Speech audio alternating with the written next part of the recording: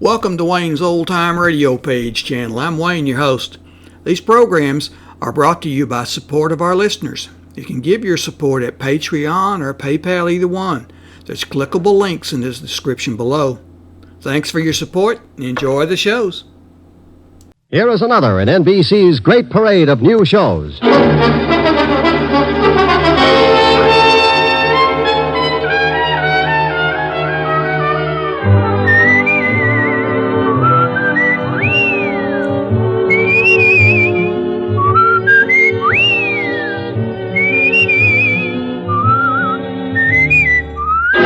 Now, Dick Powell as Richard Diamond, private detective.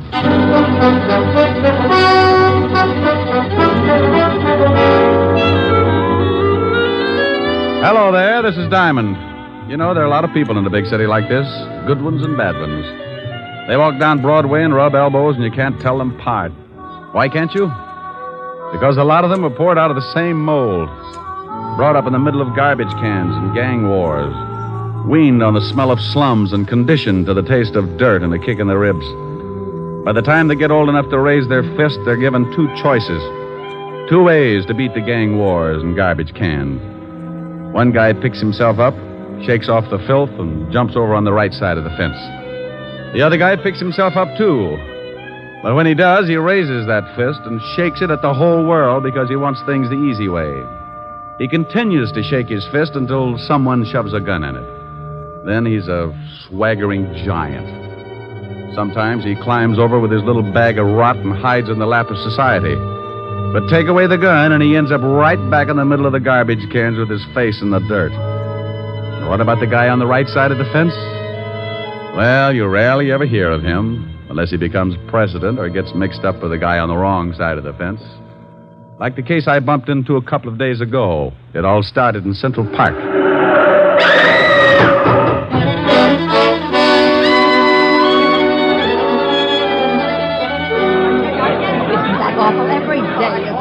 What happened? Some crook run over that young guy over there, ran over with his car. I came up right after it happened. He was leaning over her and crying. A little late for crying, I'd say. Says he didn't kill her. Says someone pushed her in front of his car. Ain't that a good one? All right, everybody back. Here comes the ambulance. Come on, you. But I tell you, I didn't kill her. I was in love with her. That's the last thing you should have said. But I swear I didn't do it. I was going to meet her about a half a block up the street, and someone pushed her out in front of my car. I couldn't stop in time. Look, I just got to write a report and take you down to the station. You can tell it to the inspector. Now look out. Here's the ambulance. Hello, Crockett. You're too late. The body's ready for the morgue. Ah, Central Park's turning into a graveyard. I'm going to start taking my girl someplace else. What do you mean? Somebody else got run over in the park? Somebody got shot full of holes. Call came in just for this one. That gangster Chino Scabo. Scarborough got knocked off. He was due, wasn't he? Please, officer, can't I get to a phone? Shut up. One of the biggest gangsters in town gets rubbed out, and I got to show up at the station with you. You know, Sonny, I'm not pleased with you at all.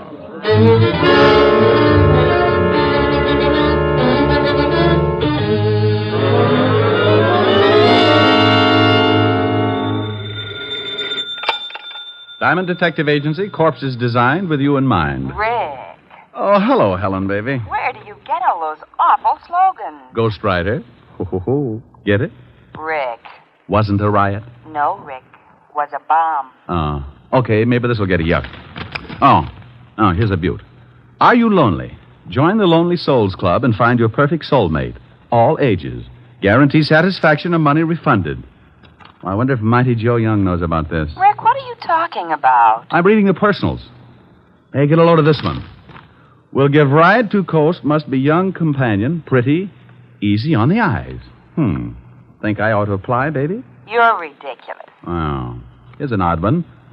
Anyone witnessing unusual accident at the 72nd Street Transverse, 11 p.m. Wednesday night, when young girl was killed, called Skylar 6036.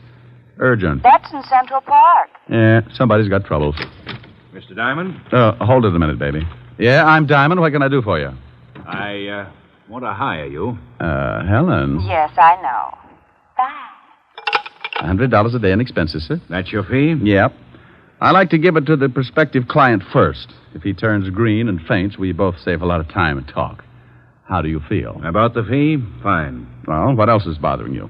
My son is being held on a manslaughter charge. Well, if you killed somebody, that's a job for the police. But he didn't do it intentionally. The girl was shoved in front of his car. That's his story. Yes, it is. And I believe him. Who was the girl, and why do you think anyone would want to kill her? Her name was Jean Cooper. My son was in love with her. Why anyone would want to kill her, I really can't say. Uh-huh. Your name and your son's name, where he's being held. My name is Cook, Earl Cook. My son's name is Tom. He's at the 5th Precinct Police Station. Oh, wouldn't you know it? I beg your pardon? Forget it. What's your business, Mr. Cook? Politics. Where can I reach you? I live at 261 Riverside Drive. My phone is Skylar 6036. Hey, wait a minute. What's the matter? I don't know. That phone number's familiar. Where did your son run over this girl, Mr. Cook? The 72nd Street Transverse. 11 o'clock Wednesday night? Why, yes. How did you know? I read the papers. Is this your ad in the personal column? Yes, it is. You see, the police claim there were no witnesses, but I had hopes that there might have been someone who had seen the accident. Well, if anyone called you, let me know. Now, I'll take $100, Mr. Cook. That's a retainer in case I run into trouble and have to get buried in a hurry. I hate to strain my relatives. He wrote me out a check, and I closed the office and headed for the 5th Precinct Police Station. An automobile death isn't exactly up my alley, but if someone had pushed the girl out in front of the car, then it was murder. And that was a territory I knew my way around in. Well, good morning, Sergeant Otis. Where did you come from, Shamus? Sugar and spice and everything nice. Huh? That's what little boys are made of. You're crazy. That's what little girls are made of. Why, Sergeant, you peeked. You want to see the lieutenant? I think that would be lovely. Go on in. Otis. Huh? I just had a horrible thought. Yeah? Wouldn't it be awful if there was a whole room full of you? Hello, Walt. Diamond, you get out of here. Every time you wander into this office, I grow another ulcer. Why, Walt, I'm surprised at you. Well, you wouldn't be if you had to listen to Otis bellyaching all over the precinct 12 hours a day. Why don't you leave that poor guy alone? Don't listen to him. Don't listen to him? How can I help it? He screams so loud only dogs can get with it. Have you got a boy booked here on the manslaughter charge, Tom Cook? Yes, we have. I knew darn good and well you'd be springing something before you'd sit down and act like a normal human being. What do you want Cook for? He ran over a dame last night, and that's that. Maybe you want to give him a driving lesson? You're turning blue again, Walt. I'll light up like a pinball machine if you don't start giving me some peace and quiet. Can I see Cook? No, you can't. Well, why not? I know you. You'll end up by proving you wasn't even in the city last night. Before the day is gone, we'll be booking Otis for the killing. Did he do it? Who? Otis. Now, you stop that. Don't you dare start that routine again. I'm the biggest sucker in the world for that thing, and I admit it, but I am prepared. I know who's on first base today. Who? Williams. He's playing for... Otis! Yeah, Lieutenant? Yeah, Lieutenant. Is that all you can say? Take Diamond down to see that guy Cook. And if you let him back in this office, I'll break every bone in your fat head. Yeah, Lieutenant. Oh, where is that bicarbonate? Bye, Walt. I left Walt coming on like Vesuvius, and Otis took me down in the tombs to see Tom Cook. Cook was a man about 25 or 26, put together like a high jumper. He had sandy hair and a nice face. Also, he looked pretty worried. I tell you, Mr. Diamond, I didn't intentionally run over Jean. She called and asked me to meet her in the park. Why? Well, we always met there. Oh. You say she was pushed in front of the car? Well, that's what it looked like. There were some bushes right near the sidewalk. She came flying out of them and fell in front of me before I could put on the brakes. What did she want to see you about? It was personal. Now, look. You're up on a manslaughter charge. You can get a lot of time for that. Now, what did she want to see you about? I can't tell you. I just can't tell you. It would ruin someone. It's going to wreck you if you don't. Then it'll have to. Okay. Did she have any enemies at all? Boyfriends, girlfriends, ex-husbands, jealous ice men? She had an ex-husband. When did she separate from him? About a year ago. Why? Do you think maybe Cooper was jealous? Is his name Cooper? Yes, John Cooper. Oh, live in town? Well, he was living at 498 West 81st Street, but that was a year ago. Okay. Tell me where your girl was living. 383 Madison Avenue, apartment 206.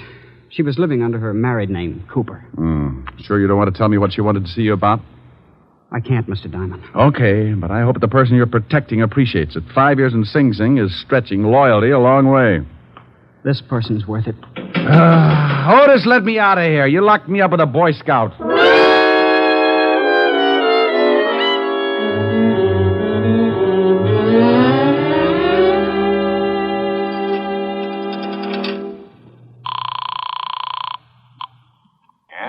Mr. Cook? Yes?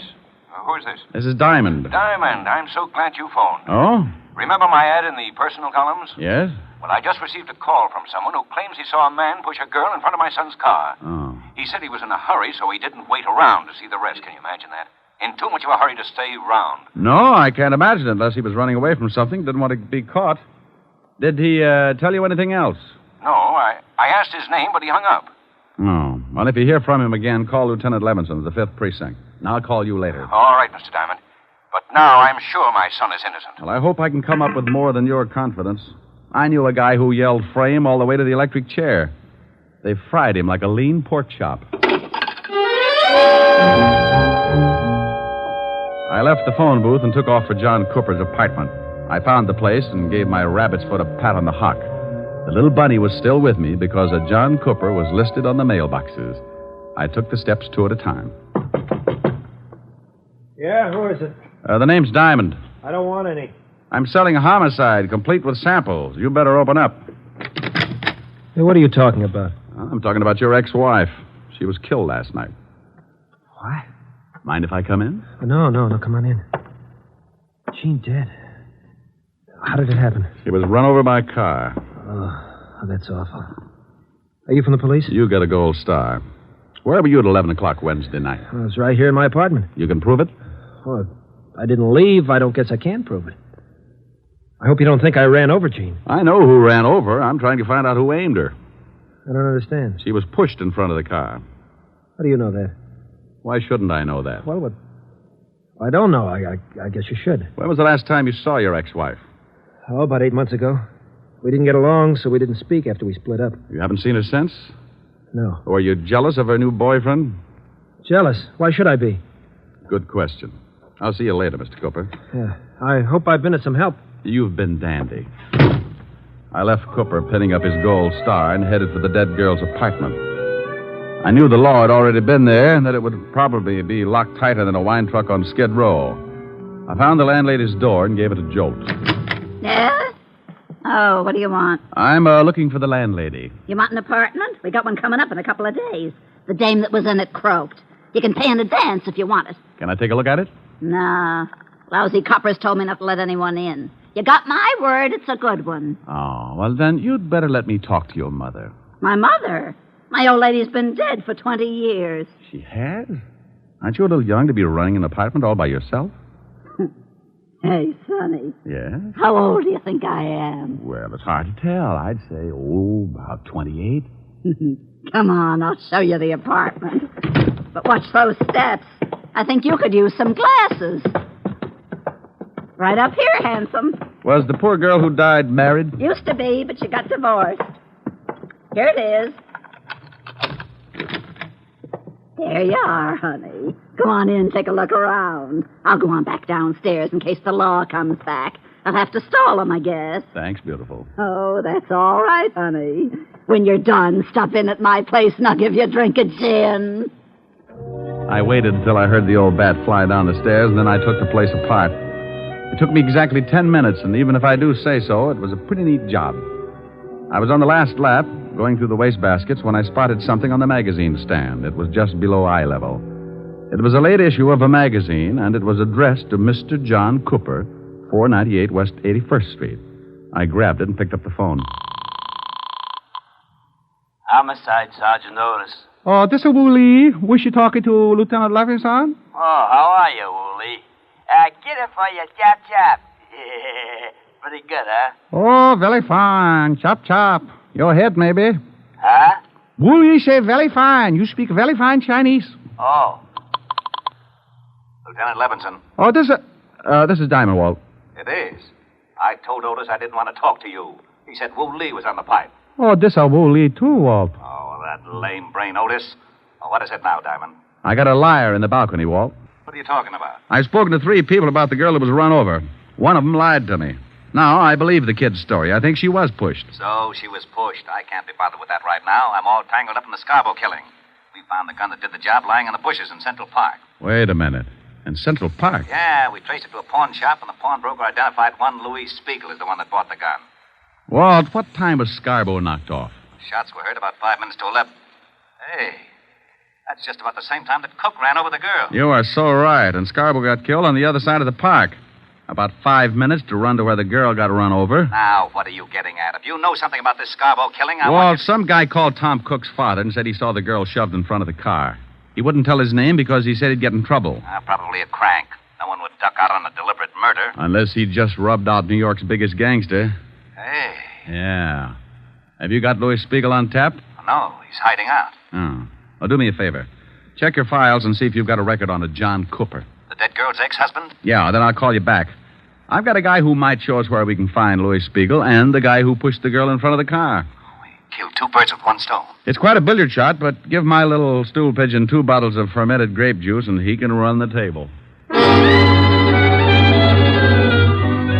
I left the apartment and slipped by the landlady's door. I knew she was building a party because I could smell the 100 proof clear out in the hall. I ducked out on the street and headed for Skid Row in a place called the Parrot Club. When I went in, I spotted my man sitting in his usual spot at the bar. His name was Wilbur Truitt. Ah, greetings, Bucko. You have come just in the nick. Not having the necessary funds to purchase another bottle of strength, I asked yon bartender to put it on the cuff. Wilbur, Whereupon he handed me this can of rat poison. It turned out to be rather soothing in a toxic sort of way. Bucko, you know me. I do not wish to deprive the little rodents of their daily constitution, so I would much rather nurse on the succulent end of a bottle. Wilbur, I'm looking for someone. I have been looking for someone all my life, preferably a brewery owner. Bartender, bring me a bottle. Oh, noble sir, your over-kindness doth wring tears from me. I do embrace your offer. Now, you don't wrap your hooks around this jug until I find out where Louis Spiegel is. That is indeed a difficult problem. Mr. Spiegel carried a rather large gun under his arm. Then if I sit here and gaze at that bottle for any great period, I shall become cotton-mouthed and surely choke to death. Mr. Louis Spiegel might be found in the freight yards, hiding in an old shack at the end of 50th Street now, Bucko. I'm rusting. Here you are, Wilbur, and thanks. Farewell. Lord knows when we shall meet again. I have faint, cold fear thrills through my veins. But no matter. I have never let a cork confuse me before. Bartender, a corkscrew and bring the cat. I owe him a drink.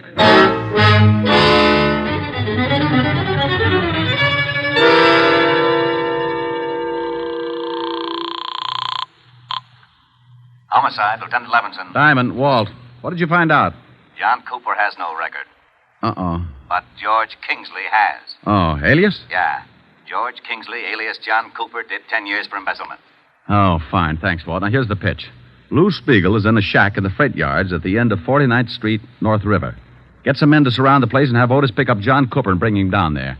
I'll be there in half an hour and give you a couple of killers.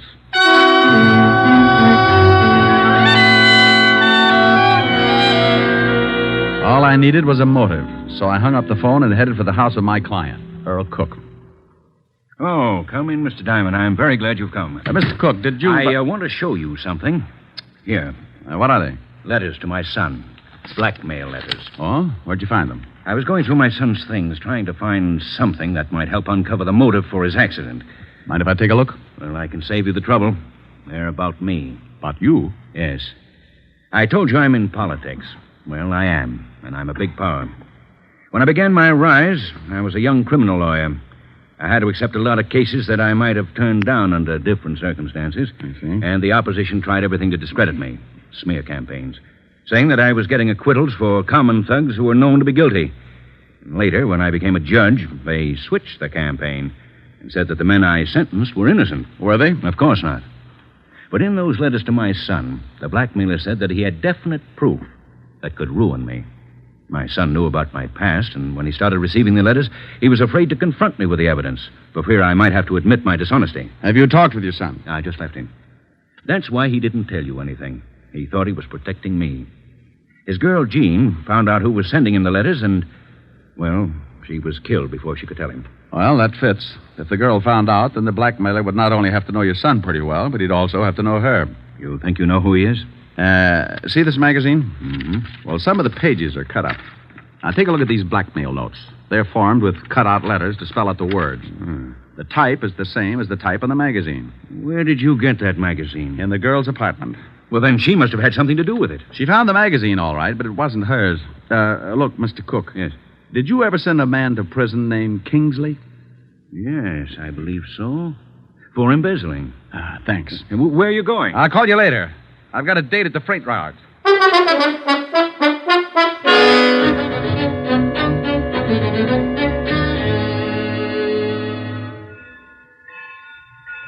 Oh, hello, Rick. We've got Spiegel boxed up. He's in that shack down there. Will he come out? If he does, it'll be feet first. I guess he'd rather have it that way. Any shooting? He tried a couple, but I had the boys hold their fire until you got here. I see. Where's John Cooper?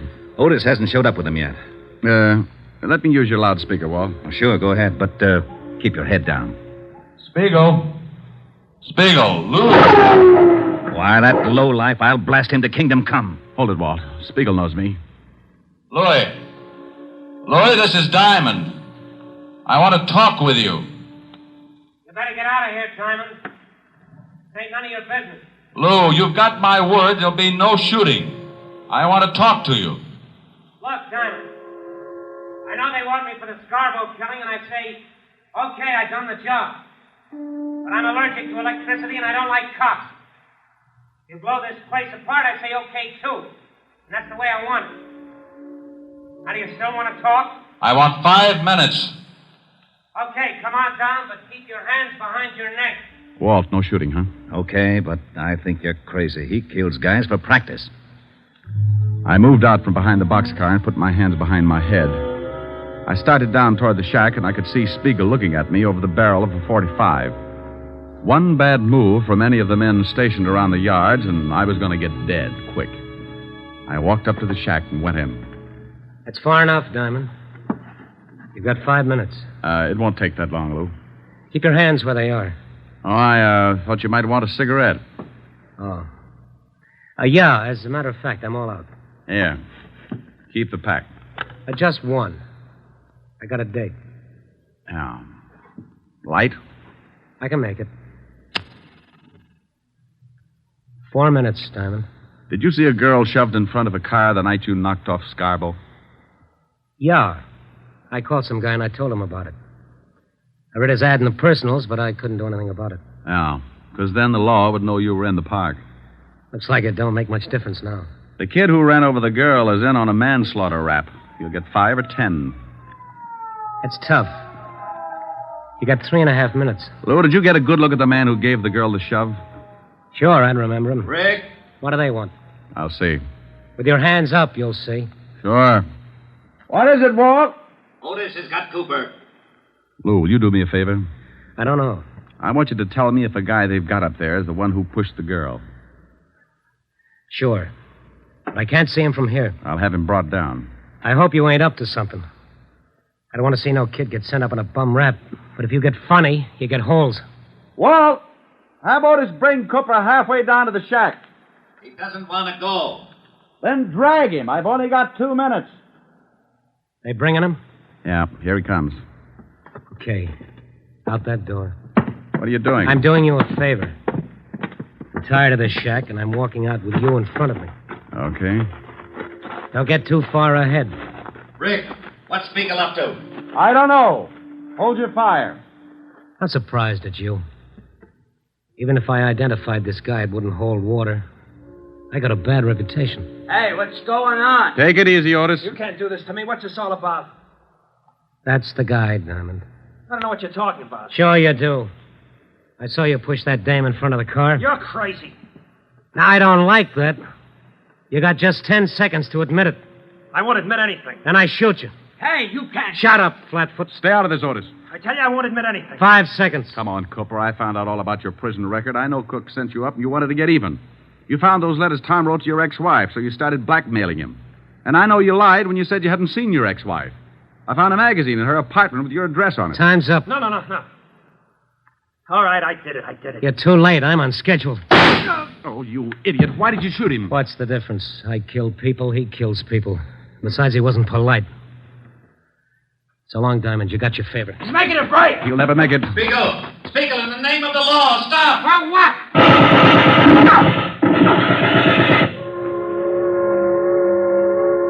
Yeah, they got him. They sure did.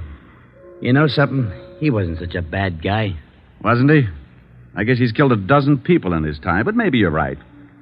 Maybe he kissed them all goodbye before he pulled the trigger. Well, I got a right to an opinion. Yeah, and it scares me a little. You're lucky you didn't try to pull a gun on him. You'd look pretty silly telling everybody what a nice guy he was after he'd shot off the top of your head.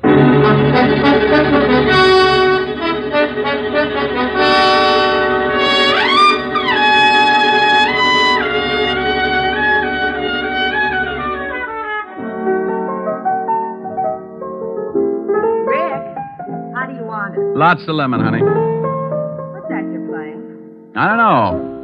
It says on the sheet music for kazoo and voice. You idiot. Here, see how this tastes. That's swell. But can't you drop a mussel in it or something? Now, that's plenty strong. Oh. The last time you complained about my weak drinks, Francis had to carry you home piggyback. Yeah, remind me to buy him a saddle. I hear they let the cook boy out of jail this evening. Well, how the dickens did you know that? Never mind, I find out things. You have been snooping. Well, you won't tell me anything about your cases. How did you find out? Helen? No. You'll be sorry. Here. You sing this, and I'll tell you how I found out. Well, I don't know whether I can. Your lips tell me no, no, but there's yes, yes in your eyes. I've been missing your kissing just because I wasn't wise. I'll stop my scheming and dreaming, 'cause I realize your Rick, that's wonderful. Oh, okay, now make like a truth serum, or I sing 20 courses of McNamara's band. Well, I was looking for you, so I called Walt Levinson. He told me all about it. Very elementary, my dear Diamond. Oh, get her. Do I look smug? Close your eyes and let's see. Now, that's silly. Why do I have to close my eyes? Close your eyes. Oh, that's better. Rick, aren't you nice? I certainly am. But people always notice my dimples first. Come here. Helen. You're looking smug again.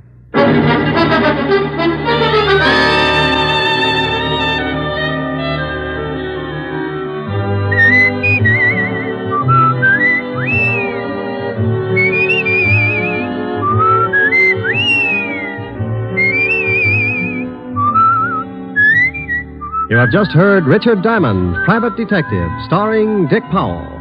Helen was played by Virginia Gregg, Lieutenant Levinson by Ed Begley.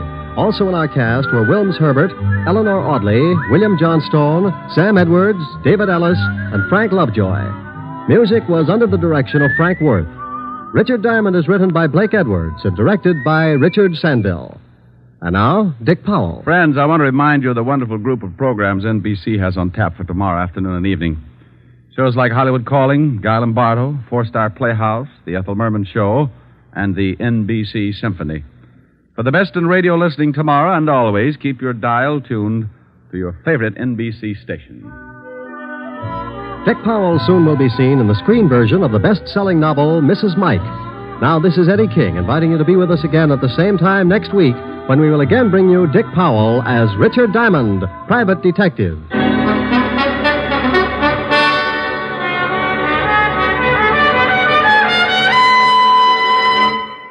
This is NBC, the national broadcasting company.